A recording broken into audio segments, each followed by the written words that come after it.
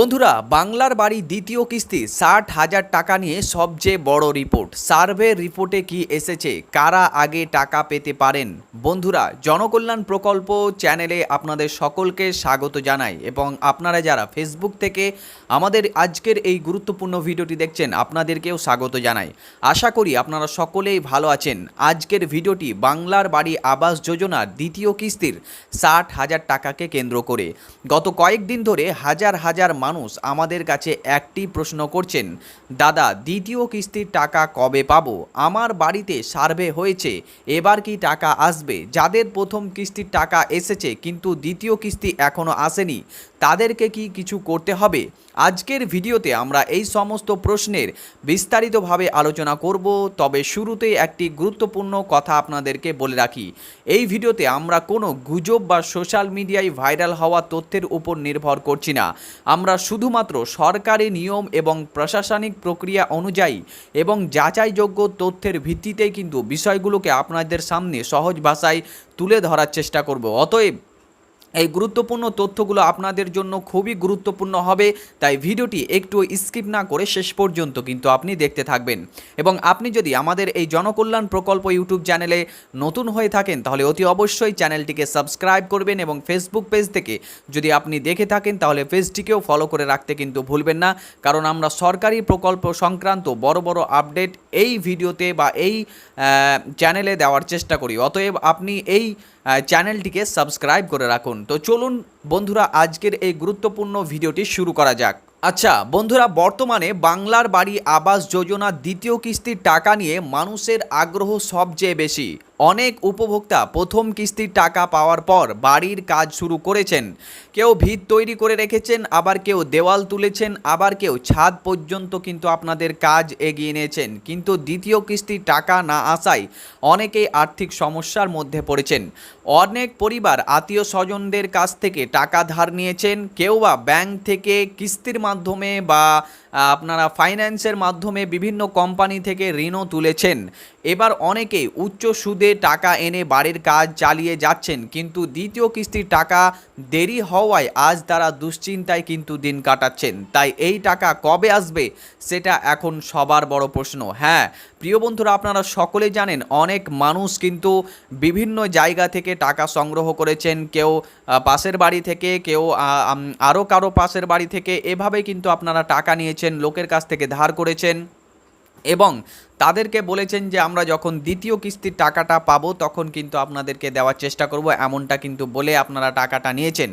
এবং তারা আপনাদের ওপর বিশ্বাস করে, যেহেতু সরকার টাকা দিবে এমনটা জেনে কিন্তু আপনাদেরকে টাকাও ধার দিয়েছেন এবং সেই টাকা মিলিয়ে আপনারা প্রায় কেউ লিন্টন লেভেল, কেউ আপনার ছাদ লেভেল অবধি কাজ কিন্তু এগিয়ে নিয়ে চলে গিয়েছেন। কিন্তু বর্তমান সিচুয়েশনে আপনারা দেখছেন যে আপনাদের টাকাগুলো কিন্তু ইতিমধ্যে ঢুকছে না।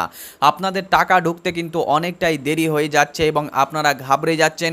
এবং আমাদের বিভিন্ন ধরনের যে ভিডিওগুলো আছে, যেমন অন্নপূর্ণ যোজনা নিয়ে বা অন্য আরও গুরুত্বপূর্ণ তথ্যগুলো নিয়ে যেগুলো আমরা ভিডিও বানাই, সেগুলোর কমেন্ট বক্সে আমরা দেখছি যে আপনারা শুধুই মাত্র বাংলার বাড়ি আবাস যোজনাকে কেন্দ্র করে কিন্তু আপনারা এই কমেন্টগুলো করছেন যে দাদা আমাদের কাজ এত দূর এগিয়ে চলেছে, আমরা এত দূর কাজ করে নিয়েছি, কোনো সার্ভে টিম আসছে না, কোনো জিও ট্যাগিং আসছে না। এছাড়াও আপনারা এমনটাও বলছেন যে আমরা পাশের বাড়ি থেকে বা আমাদের আত্মীয় স্বজনদের কাছ থেকে অথবা আমরা ফাইন্যান্সের মাধ্যমে কিস্তির মাধ্যমে টাকা নিয়েছি, সরকারের কাছ থেকে আমরা বিভিন্ন কোম্পানির কাছ থেকে টাকা নিয়েছি বা আমরা বন্ধন লোন নিয়েছি। এই সব লোন নিয়ে আমরা বাড়ির কাজগুলোকে এগিয়ে চলেছি, কিন্তু এখন অবধি আমাদের টাকা ঢুকছে না। তো আমাদের এই টাকা কবে ঢুকবে এমনটা কিন্তু আপনারা প্রশ্ন করছেন। তো চলুন আপনাদের সেই প্রশ্নের উত্তরগুলোও দিব যে কিভাবে আপনারা কতদিনের নাগাদ টাকা পেতে পারেন, চলুন দেখা যাক। হ্যাঁ, সবথেকে গুরুত্বপূর্ণ বড় প্রশ্ন হলো সার্ভেটা কেন করা হচ্ছে। বর্তমানে বিভিন্ন এলাকায় উপভোক্তাদের বাড়িতে গিয়ে সার্ভে করা হচ্ছে। এই সার্ভের মূল উদ্দেশ্য হলো প্রথম কিস্তির টাকা পাওয়ার পর বাড়ির কাজ কতদূর এগিয়েছে, সরকারি নিয়ম অনুযায়ী নির্মাণ হচ্ছে কিনা এবং জিও ট্যাগিং সঠিকভাবে সম্পূর্ণ হয়েছে কিনা তা যাচাই করা। হ্যাঁ, সার্ভে টিম সাধারণত বাড়ির বর্তমান অবস্থা, নির্মাণের অগ্রগতি এবং প্রয়োজনীয় নথিপত্র মিলিয়ে দেখেন। যদি সব কিছু ঠিক থাকে তাহলে সংশ্লিষ্ট রিপোর্ট পরবর্তী প্রশাসনিক ধাপে পাঠানো হয়। অর্থাৎ আপনার সার্ভে করার জন্য যারা টিম আসছে তারা কিন্তু আপনাদের বাড়ির কাজটা কতদূর এগিয়েছে, আপনারা লিন্টেন লেভেল করতে পেরেছেন কিনা, অথবা আপনারা ছাদ লেভেল করতে পেরেছেন কিনা, বা সরকারের যে একটা নিয়ম রয়েছে যে আপনাদেরকে প্রথম কিস্তির টাকা পাওয়ার পর কতদূর অবধি কাজ এগিয়ে নিয়ে যেতে হবে সেই মানদণ্ড আপনারা পরিপূর্ণ করেছেন কিনা, এই সমস্ত কাজ কিন্তু সেই সার্ভে টিমরা এসে দেখছে। এবং আপনারা যদি তাদের তথ্য অনুযায়ী অর্থাৎ তাদের যে নিয়ম শৃঙ্খলা রয়েছে সে শৃঙ্খলা অনুযায়ী যদি আপনারা কাজ করে থাকেন তবে কিন্তু সার্ভে টিম সেই জিনিসটিকে খতিয়ে দেখে আপনার পরবর্তী লটের টাকা অর্থাৎ দ্বিতীয় কিস্তির টাকার জন্য কিন্তু আপনাদেরকে ভেরিফাই করে দিচ্ছেন। এবং যারা তাদের মানে মানদণ্ডকে পরিপূর্ণ করতে পারছেন না বা যারা তাদের ক্রাইটেরিয়াকে পূরণ করতে পারছেন না তাদের কিন্তু টাকা আটকে যাওয়ার সম্ভাবনা থাকতে পারে, এমনটাও কিন্তু জানা গিয়েছে। এছাড়াও বন্ধুরা, প্রথম কিস্তির টাকা পেয়েও যারা বাড়ির কাজ শুরু করেননি, বন্ধুরা এই বিষয়টি অত্যন্ত কিন্তু গুরুত্বপূর্ণ। অনেকেই ভাবেন বিভিন্ন সমস্যার কারণে এখনও বাড়ির কাজ কিন্তু শেষ করতে পারেননি। কেউ জমির সমস্যায় পড়ে আছেন, কেউ অর্থের অভাবে, আবার কেউ ভাবছেন যে পরে কাজ করলেও হবে। তো এমনটা কিন্তু অনেকেই করছেন। কেউ হয়তো বাড়ি করবেন এমন একটি জায়গায় যেখানে আপনাদের সমস্যা দাঁড়িয়েছে, আপনারা 2-3 ভাই রয়েছেন, আপনাদের জমি জায়গার ভাগ হয়নি ভালোভাবে, কোন জায়গাটাতে বাড়ি করবেন সেটাও বলতে পারছেন না। এক জায়গাতে আপনারা বাস করছিলেন, সেটা দেখে আপনারা আবেদন করেছিলেন, কিন্তু এখন বর্তমানে আপনারা সেই জায়গায় মানে ভাগ হয়নি, যার কারণে আপনারা বাড়ি কিন্তু করে উঠতে পারছেন না। তো এমনভাবে যদি আপনারা আটকে রাখেন তাহলে কিন্তু পরবর্তীতে আপনাদেরকে পস্তাতে হতে পারে।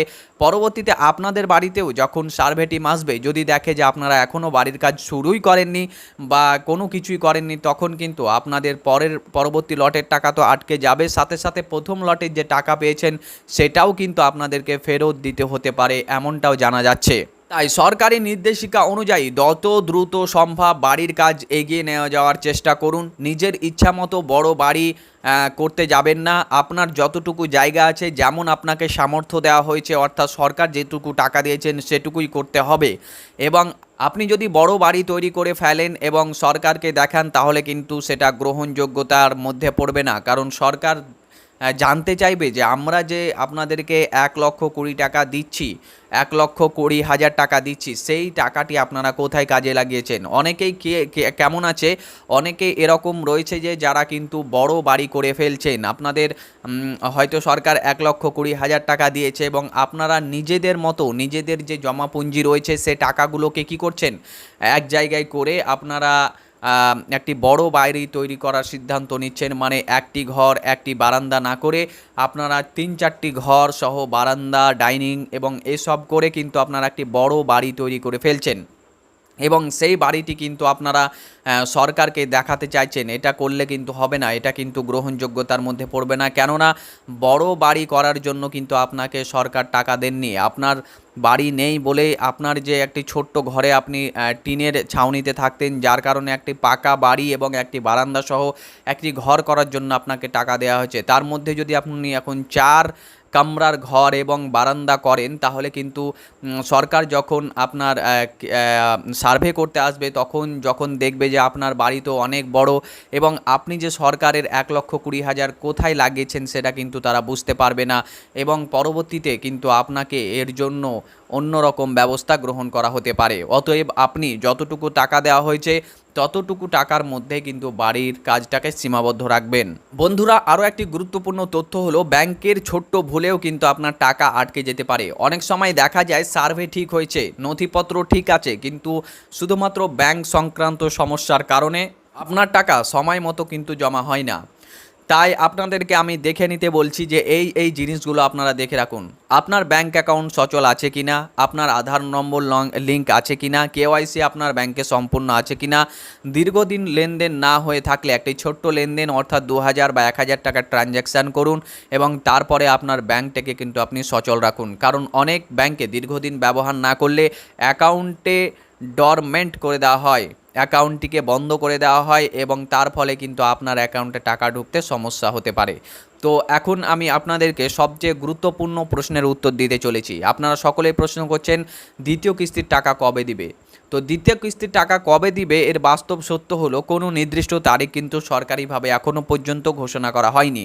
নিশ্চিত কেউ কিন্তু বলতেও পারছে না যে কখন এই টাকাটা দেওয়া হবে কারণ দ্বিতীয় কিস্তির টাকা ছাড়ার আগে কয়েকটি ধাপ সম্পন্ন না হলে কিন্তু টাকা ছাড়া হয় না। প্রথম নম্বর হচ্ছে সার্ভে টিমের যাচাই, অর্থাৎ সার্ভে টিম যে যাচাই করে সেটা কিন্তু তারা আপলোড করার পর সেটাকে যাচাই বাছাই করা হয়। তারপরে জিও ট্যাগিং যেটা রয়েছে সেটাও যাচাই বাছাই করা হয়। নথিপত্রগুলোকে আবারও মিলিয়ে দেখা হয়। প্রশাসনিকের অনুমোদনটা করা হয়। তহবিল বরাদ্দ হয়। এরপর ধাপে ধাপে উপভোক্তার ব্যাংক অ্যাকাউন্টে কিন্তু টাকা পাঠানো হয়। অর্থাৎ সবার অ্যাকাউন্টে একই দিনে কিন্তু টাকা জমা হয় না, ধাপে ধাপে কিন্তু টাকা জমা হয়। যাদের যাদের কাজ সম্পূর্ণ হয়ে যায় তাদের কিন্তু টাকা দেওয়া হয়। তাই আপনারা কোনো রকম গুজবে কান দেবেন না যে আজকে বা কালকে বা পরশু টাকা ঢুকতে চলেছে, এমনটা কিন্তু নয়। যদি কোনো ইনফরমেশান আসে বা যদি কোনো আপডেট আসে আমরা অবশ্যই এই চ্যানেলের মাধ্যমে আপনাদেরকে কিন্তু জানিয়ে দেব। কিন্তু মনে রাখবেন, কোনো তল্লিকা ভাইরাল হলে সেটি সরকারি তল্লিকা হয়ে যায় না। অনেকেই কিন্তু আপনার এআই এর মাধ্যমে বিভিন্ন তল্লিকা বানিয়ে ফেসবুক, ইউটিউব, টুইটারে কিন্তু ভাইরাল করছে এবং সেগুলো দেখে কিন্তু আপনারা অনেকে আমাদেরকে কমেন্ট করছেন যে দাদা এখন কি লিস্ট বের হলো। তো বন্ধুরা, এখনও পর্যন্ত কিন্তু এমন কোনো খবর নেই। যারা এখনও অপেক্ষায় আছেন বন্ধুরা, যদি আপনার বাড়িতে সার্ভে হয়ে থাকে, নথিপত্র হয়ে থাকে এবং সরকারি নিয়ম অনুযায়ী বাড়ির কাজ এগিয়ে থাকে, তাহলে ধৈর্য ধরে সরকারি আপডেটের জন্য অপেক্ষা করুন। অযথা কিন্তু গুজবে কান দেওয়ার কোনো দরকার নেই। যেগুলো ভাইরাল হচ্ছে সেগুলো শুধুমাত্র এআই দিয়ে তৈরি করা এবং সেগুলোকেই কিন্তু ভাইরাল করা হচ্ছে। প্রশাসনিক প্রক্রিয়া শেষ হওয়ার পরেই কিন্তু আপনার ব্যাঙ্ক অ্যাকাউন্টে ধাপে ধাপে টাকা ঢোকা শুরু হবে। তো বন্ধুরা, এই ছিল আজকের ভিডিওটা যদি আপনাকে তথ্যবহুল মনে হয় এবং ইনফরমেটিভ লাগে তাহলে অবশ্যই ভিডিওটিতে একটি লাইক করবেন, বন্ধুদেরকে বেশি বেশি পরিমাণে শেয়ার করবেন। নতুন দর্শক হলে চ্যানেলটিকে অবশ্যই সাবস্ক্রাইব করবেন এবং ফেসবুক পেজ থেকে দেখে থাকলে অবশ্যই পেজটিকে ফলো করে রাখতে কিন্তু ভুলবেন না। দেখা হবে আপনার সাথে পরবর্তী আরও একটি নতুন ভিডিওতে। ততক্ষণ পর্যন্ত ভালো থাকবেন, সুস্থ থাকবেন। ধন্যবাদ।